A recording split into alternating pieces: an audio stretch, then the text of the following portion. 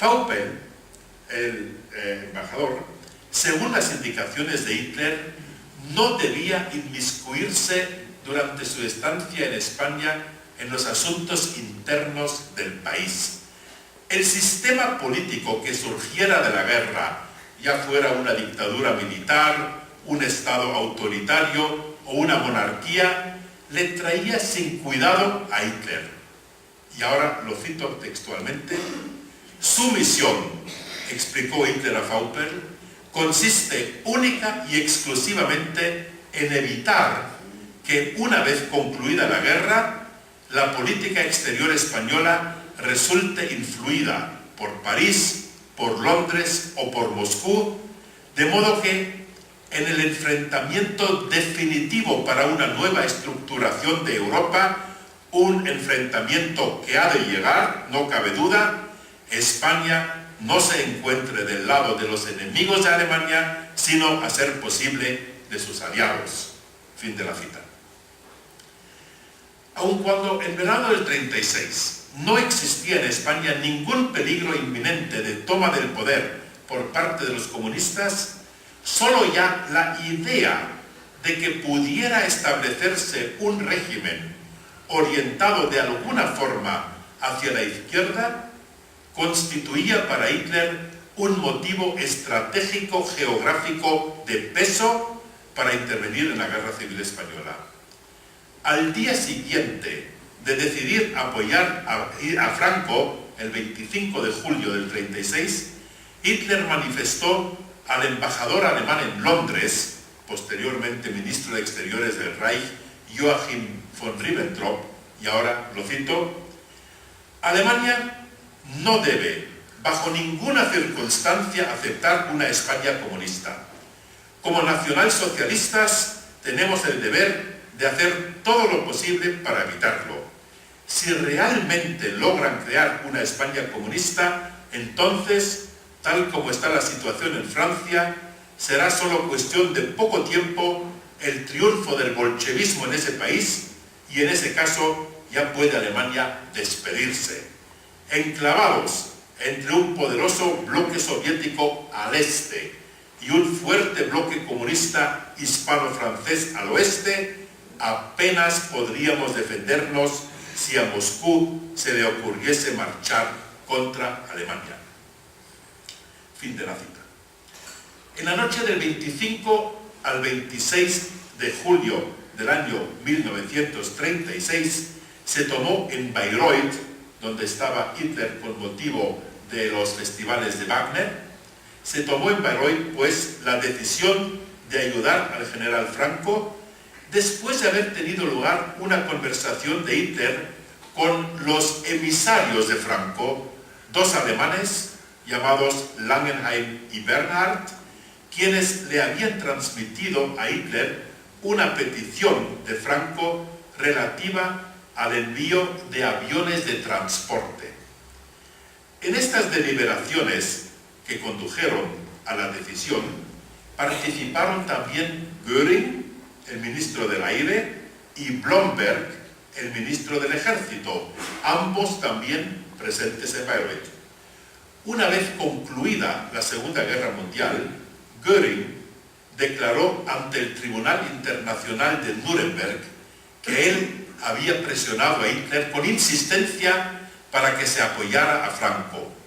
Y Göring dijo, y lo cito: en primer lugar, para impedir la propagación del comunismo en aquel país, pero también, en segundo lugar, para poner a prueba en tal ocasión el funcionamiento de uno que otro detalle técnico de mi recién formado Ejército del Aire. Con el permiso del Führer, envié allí gran parte de mi flota de transporte y una serie de comandos de prueba de mis aviones de caza, bombarderos y cañones antiaéreos, teniendo así oportunidad de comprobar sobre el terreno si el material había sido elaborado debidamente. Fin de la cita. Tomando como base esta declaración de Göring, puede encontrarse con frecuencia en la bibliografía sobre este tema la afirmación de que el factor militar tuvo un papel decisivo en el momento de decidirse la intervención en España.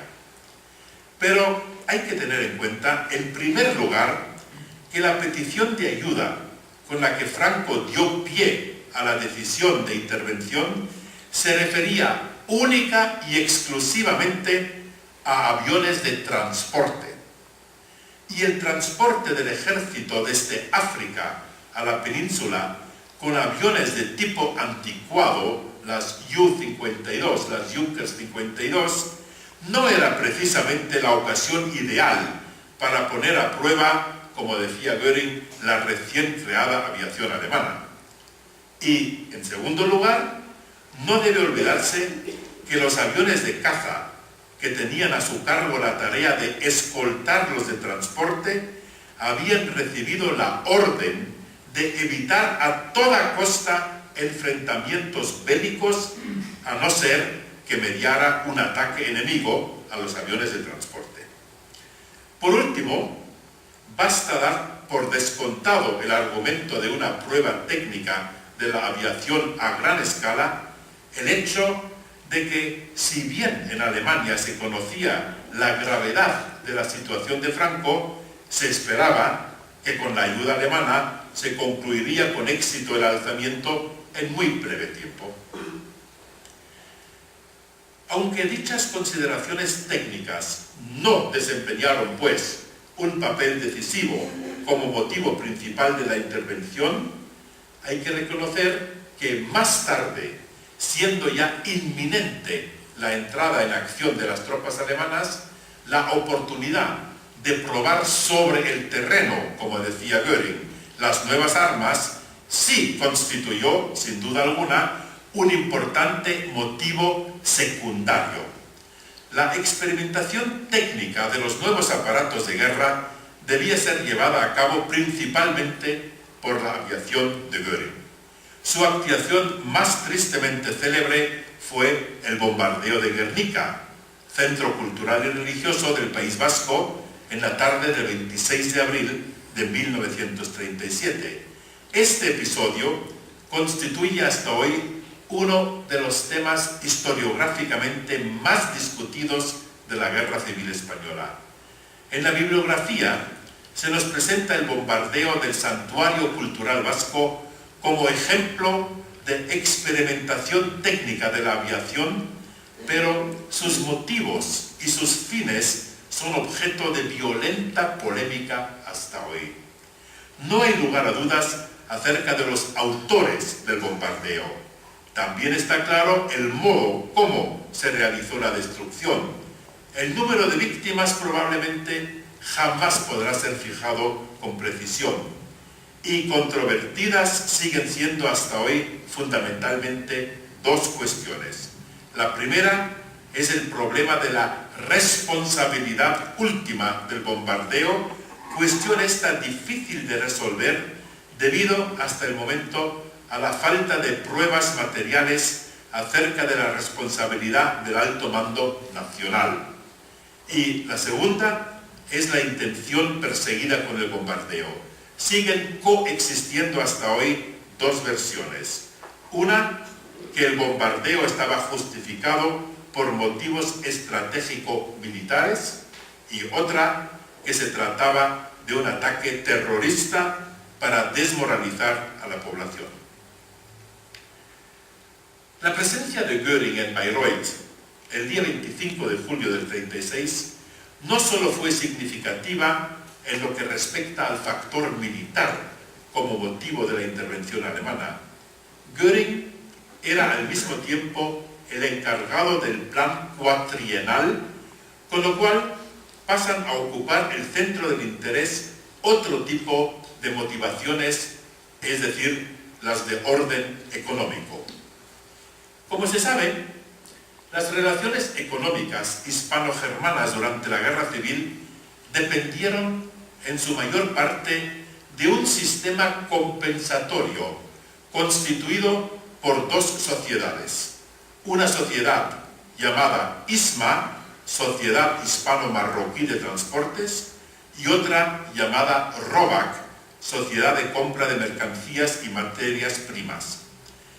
En un principio, el objetivo de ISMA, una sociedad fundada ya en julio del 36, consistía en disimular el transporte de tropas con aviones alemanes desde África a España, operación que debía revestir un carácter económico privado.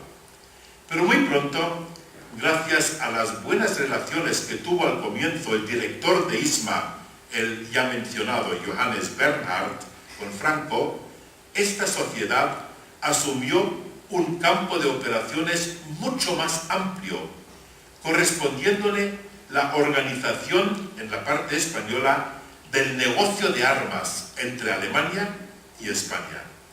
En octubre del 36 se fundó, por orden de Göring, la sociedad ROBAG, en cierta manera la contraparte alemana de la ISMA, y a ROBAG, en su calidad de organización receptora, le correspondió la tarea de organizar comercialmente los envíos procedentes desde España. En colaboración con ISMA, ROBAG tenía, entre otras, la función de asegurar a Alemania la mayor cantidad posible de materias primas y de productos alimenticios procedentes de la España nacional. Muy pronto, Göring logró obstaculizar todos los negocios privados de compensación, de modo que ISMA y ROBAG llegaron a ejercer una especie de monopolio comercial. Todos los negocios de importación y exportación entre Alemania y la zona franquista debían pasar por las cuentas de compensación de aquel sistema monopólico.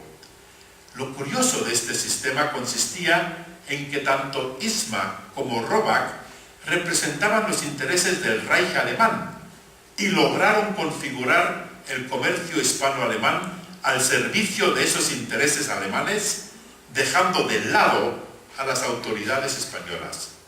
Las represalias por parte española, por ejemplo, de negar los permisos de exportación necesarios, nunca pudieron llegar muy lejos porque ISMA controlaba también los envíos de material de guerra alemán y de estos dependía Franco. En el transcurso del año 37, la compañía ISMA adquirió en España derechos sobre minas de hierro, de cobre, de plomo, de tungsteno, de estaño, de zinc, de cobalto, de níquel. En octubre del 37 poseía ya derechos sobre 73 minas españolas y en el año 38 la cifra ascendió a 135 minas. En los años 37-38 surgieron discrepancias considerables entre las autoridades alemanas y españolas sobre la cuestión de a cuánto debería ascender la participación de capital alemán en los derechos sobre las minas españolas. Solo a partir de la conferencia de Múnich, cuando Hitler comenzó a asumir un papel cada vez más relevante en la política europea, Franco accedió a plegarse a las exigencias alemanas y aprobó participaciones mayoritarias de capital alemán en compañías mineras españolas. La adquisición de derechos sobre minas españolas representó indudablemente el aspecto más significativo de los objetivos económicos alemanes en España. Las prácticas negociadoras de los alemanes, a veces excesivamente duras, el abierto desprecio del orgullo nacional español que representaba el clearing, ROBAG, ISMA, y los métodos escandalosos empleados para conseguir suministros de materia prima a Alemania y los esfuerzos de ISMA por relegar todas las empresas privadas comerciales que hasta entonces se habían encargado del comercio hispano-alemán, todos estos factores dieron lugar durante el resto de la guerra a roces y enfrentamientos entre las autoridades españolas y alemanas.